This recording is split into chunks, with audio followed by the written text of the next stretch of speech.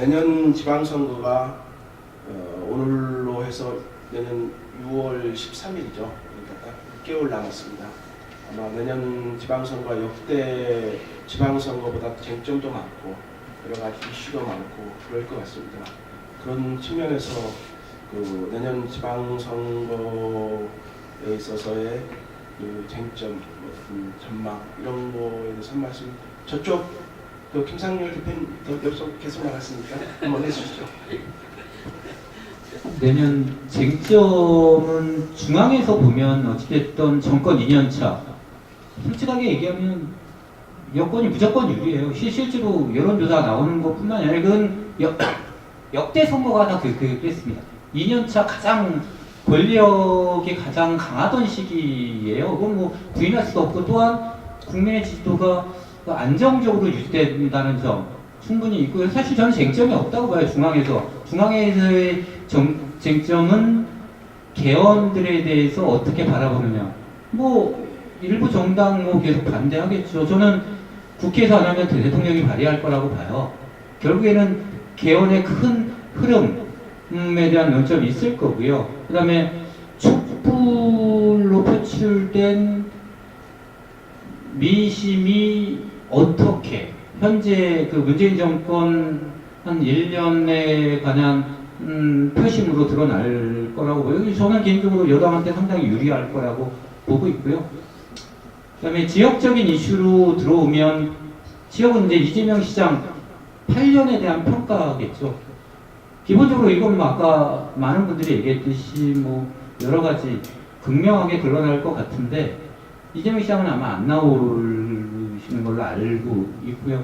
결국에는 저는 이재명 시장이 가지고 있던 사실은 피로감, 8년에 대한 피로감을 극복할 수 있는 후보가 아마 쟁점으로 되지 않을까 이렇게 생각이 좀 들고 있고 이거는 특히 정책이기보다는 정치 문화. 그러니까 네가 말하는 게 정말 많은데 정말 싸가지 없어. 이렇게 표현을 하겠습니다. 그 정치 문화에 대한 시민을 대하는 모습, 이게 이제 하나 지역적에서 좀 일부 얘기되지 않을까. 저는 쟁점화까지는 되지 않을 것 같고요. 아까 미래지향적인 쟁점으로 본다면 성남시가 어떻게 가야 될 것인가에 대한 청사진 부분들이 좀 쟁점이 됐으면 좋겠다. 좀 이런 얘기를 말씀드리고, 성남은 사실은 세 개가 독립된 다른 도시로 구성되어 있는 도시예요. 아니 분당에 사시는 분들이 구도심 얼마나 가봤겠어요? 출신이 아니면 다른 도시란 말이에요. 1970년대생이고 1990년대생이고 한 2008, 9년 판교 생긴 도시는 사실은 독립적으로 다르게 접근해야 되는데 맨날 퉁치고 통합하고 통합이 되겠어요? 통합이 안 되는 걸 통합한다고 얘기를 하거든요. 제가 봤을 때. 각자 자기에 맞는 발전 전략들을 세우는 것들이 저는 사실은 솔직하게 맞다라고 좀 생각이 들고요. 그 큰 틀에서 봤을 때는 지속 가능한 발전을 할 수 있는 미래 청사진이 좀 나왔으면 좋겠다. 그리고 또 하나는 성남시 자체적으로 보면 사실 성남시 인구 100만이 지금 10년째 넘었거든요. 제가 봤을 때는 이 구조에서 100만 넘기 어려워요. 구도심은 계속 빠질 거고요. 분당은 인구가 빠지는 게 세대당 인구수가 적어져요. 그건 뭐 대한민국 공통점. 그러니까 이전에 썼던 문제는 계속 새로 아파트를 짓는 건데 아파트를 새로 짓는 게 사실은 쉽지 않거든요.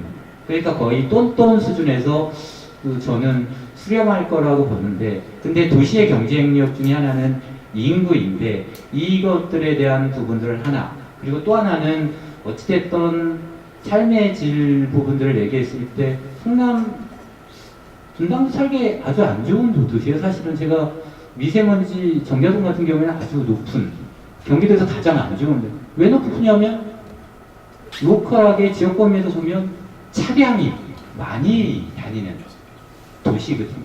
지역이거든요. 그렇다면 저는 좀 미래지향적으로 봤을 때 녹지 비율들을 확보하는 문제, 그 삶의 질에서 별거 없거든요. 그래서 환경적으로 좀 더 개선된 도시 측면들을 좀 하는 부분 하나가 있고, 저는 그리고 또 이 얘기는 약간 상관없을 수도 있는데, 지방자치를 고민하면서 제가 이제 그런 고민들이 들어요. 제가 정말 성남 시민인가? 제가 절반은 또 잠자는 것 빼고는 성남에 잘 없어요. 근데 대부분 직장인들은 성남에 없는 사람들이 많단 말이에요. 성남에 직장이 없는 사람. 그래놓고 지방자치를 얘기해요. 그럼 맨날 보이시는 분들이 어르신들하고 주부, 동네 자영업자들밖에 없는 거예요. 그래놓고 지방자치를 계속 얘기를 해요. 인구는 그렇게 많은데. 이 부분에 대해서 이거는 뭐 성남만의 문제가 대한민국 공통되는 문제. 그러니까 그 참여할 수 없는 사람들을 보고 유권자라고 해서 표는 줘. 근데 이분들을 관심 있게 할 수 있는, 아까 저기 정영 교수님이 얘기했듯이, 저는 시민들이 그분들이 참여할 수 있는 플랫폼을 새롭게 크게 만들어내지 않으면 지방자치의 근본은 쉽지 않을 거다, 이런 얘기를 좀 하나 그 상관없는 얘기 막바지에서 좀 지지성하긴 합니다. 네. 내년 지방선거 제 개인적인 의견으로는 큰 쟁점 없을 것 같습니다. 개헌 관련된 부분이 가장 큰 쟁점으로 지방정부까지 같이 다 내려올 거고요. 지역 단위의 큰 쟁점은 없어 보입니다. 하지만 87년 체제 이후에 이제 시민사회 변화가 있었고요. 촛불항쟁 이후에 시민사회 변화가 다른 형태로 충분히 있을 겁니다. 그 변화를 이후에 어떤 형태로 바꿔낼 수 있는지는 지방선거를 기점으로 해서 되게 많은 차이들이 생길 거라고 생각을 하고요. 그 과정에서 제대로 된 시민들과 제대로 된 국민들의 의견들이 반영될 수 있는 구조, 저는 뭐 똑같은 얘기긴 하지만 선거제도 개혁 없이는 이 부분에서 87년 체제가 가졌던 어떤 한계들을 극복하지 못하는 촛불항쟁이 되지 않을까, 이제 그런 생각을 하고요. 개혁 과정에서 이런 부분들이 최대한 반영이 되는, 그리고 그 과정에서 지방정부, 그리고 중앙정부에서 골고루 각자의 의견들을 가진 다양한 세력들이 서로 다른 얘기를 하면서 경쟁하고, 그리고 국민들의 삶, 시민들의 삶 속으로 들어갈 수 있게 그런 반영이 되는 구조가 이루어지는 게 절실하고, 그 과정이 앞으로 저희 자식 세대가 살아갈 10년, 20년, 30년 뒤에 대한민국을 만들 거라고 생각합니다.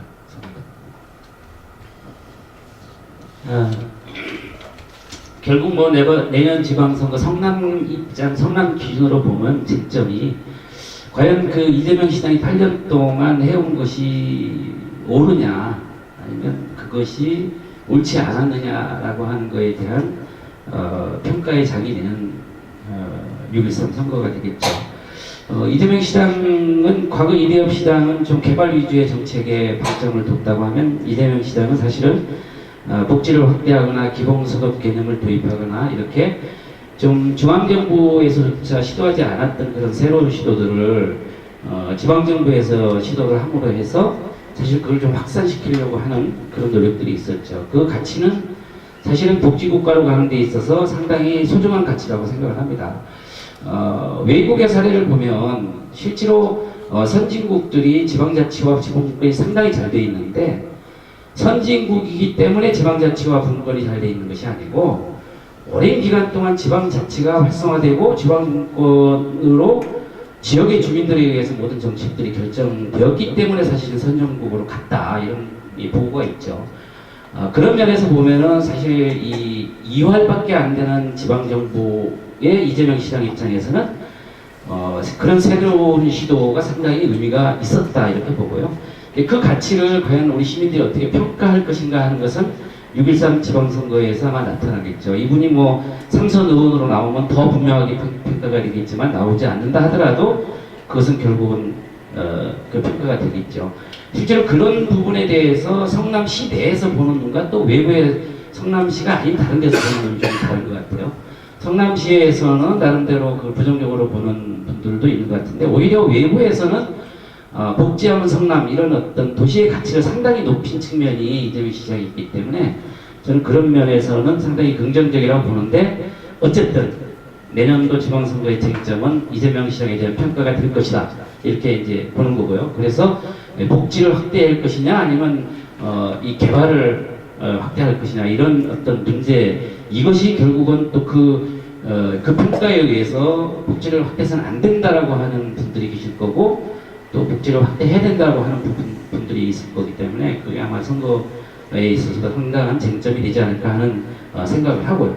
그 다음에 기존에 우리 성남은 뭐 아까 우리 김상열 우리 대표도 말씀을 하셨지만은 사실 성남은 3색 도시입니다. 각기 1기, 2기, 3기 신도시로 형성되어 있는데 실제로 3기 신도시마다 다 특색이 있는데 이 본도심의 문제는 여전히 재개발이라고 하는 것이 진행 중이고 그 재개발 문제를 어떤 방식으로 어떻게 추진할까 하는 것들이 아마 쟁점이 될 겁니다. 요즘 소위 얘기하는 뭐 도시재생 뉴딜 사업 이렇게 해서 도시재생 사업으로 할 거냐 도시 재개발로 갈 거냐 뭐 이러한 어떤 부분들에 대해서 아마 쟁점이 되지 않을까 하는 생각을 합니다. 이 분당권은 역시 리모델링 문제는 여전히 쟁점이 될 것 같고요.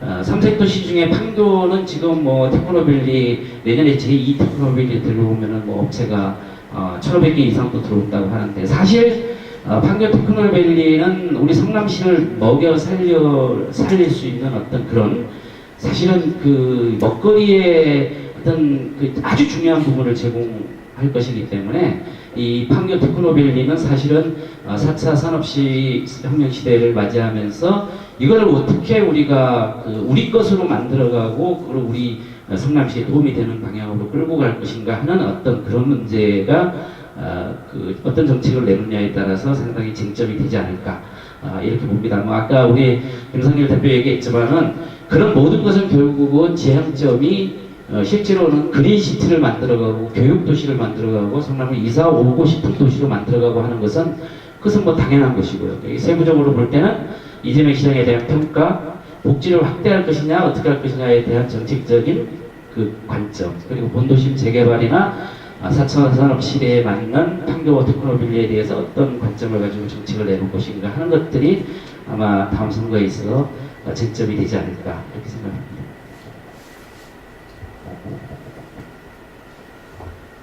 네, 저는 내년 지방선거 쟁점과 관련해서는요, 뭐 정책적인 부분들 말씀하셨지만 저는 선거제도 개혁 부분을 좀 말씀드리고 싶은데요.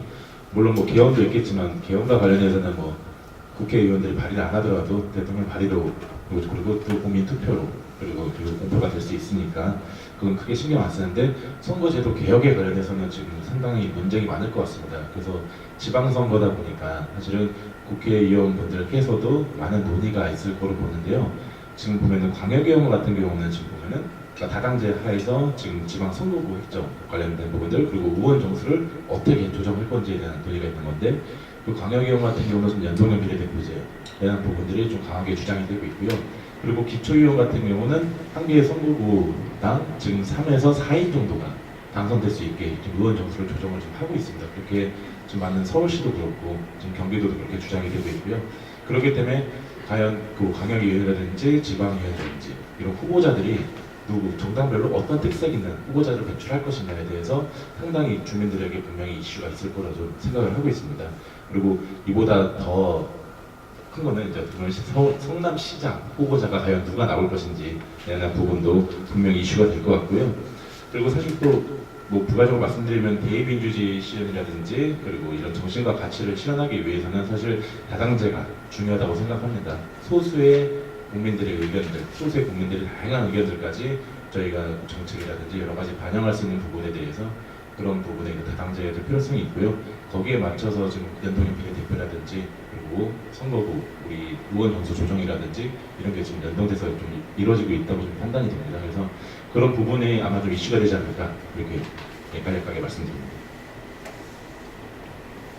처음에 시작을 해도 어렵고요. 맨 마지막에 해도 어렵습니다. 저는 이제 둘로 나눠서 말씀을 드리고 싶습니다. 외부적인 내년 지방선거에서 외부적인 쟁점은 반드시 있을 것이다라는 것이고요. 내부적인 쟁점은 없을 것이라고 하는 개인적인 판단입니다. 그런데 제가 드리고 싶은 말씀은 쟁점 사항이 반드시 있어야만 된다라고 하는 겁니다. 아마 여기 좀 아까 패널 분들께서 다들 말씀하셨지만 아마 지금까지 커다란 변화가 변화의 요인이 없다라고 한다면은 일방적인 선거가 될 가능성이 굉장히 높다라는 거고요. 거기서 굉장히 안타까운 게 있습니다. 이것 자체는 뭐냐면 정책 경쟁이 사라질 것이라는 겁니다. 그러다 보니까 막대기 선거가 될 것이다. 아까 제가 말씀드렸지만 성남시라고 한다면은 제가 지금 인하대학에서 강의를 하고 있고 이거 하지만은 외부에서 보는 성남시는 굉장히 부러운 도시입니다만 중요한 게 있습니다. 성남시의 현재의 발전성은 성남시의 정책에 의해서 결정된 적이 단 한 번도 없다는 겁니다. 문재인 대통령은 천당 밑에 분당이라고 하는 거 중앙정부의 정책이었습니다. 판교 또한 마찬가지고 판교 테크노밸리 경기도의 정책이었습니다. 저는 개인적으로 판교 테크노밸리 저는 개인적으로 반대를 합니다. 왜? 첨단 기술을 기반으로 하는 판교 테크노밸리였다고 많은 분들이 얘기를 하고 보니까는 지방세에서 굉장히 늘어났다고 하는데 앞으로 늘어나고 굉장히 활성화될 경제 분야를 보게 된다고 하는 특징이 있습니다. 부익부 빈익빈의 극대화입니다. 이쪽 업종들의 특징이 뭐냐면 낙수 효과가 없는 산업이라는 겁니다. 고용 창출 효과가 없는 산업이라는 겁니다. 그 자리를 채우는 것은 외지인들입니다. 게임 산업이나 기타 지금 하는 제가 이제 말씀드린 뭐 IoT가 됐든 AR, VR이 됐든지 간에 이거는 노동력을 기반으로 한 산업이 절대로 아니라는 것이죠. 그러면서 지금 재개발에 대해서 저는 굉장히 부정적일 수밖에 없는 것 자체가 전부 다 주거용 개선, 결국은 아파트라고 하는 지역의 윤활유가 되고 피드백 효과를 가지고선 지역 경제를 말살하는 정책이거든요. 아파트 건축 사업은 재개발 중심으로. 그러다 보니까 내년에 반드시 쟁점화가 돼야 될 부분에 대해서는 일자리 문제가 거론이 돼야 됩니다. 이건 성남시 차원에서 가야 되는 것 자체가 뭐냐면 지금 앞으로 고려하는 4차 산업혁명을 갖다 한마디로 저는 표현을 한다고 한다면 이건 불확실성이 있어야 됩니다. 이 불확실성에 대해서 누군가는 준비를 해야 되는 그것이 시의 정책이 돼야 되고 정치인들의 역할이라는 겁니다.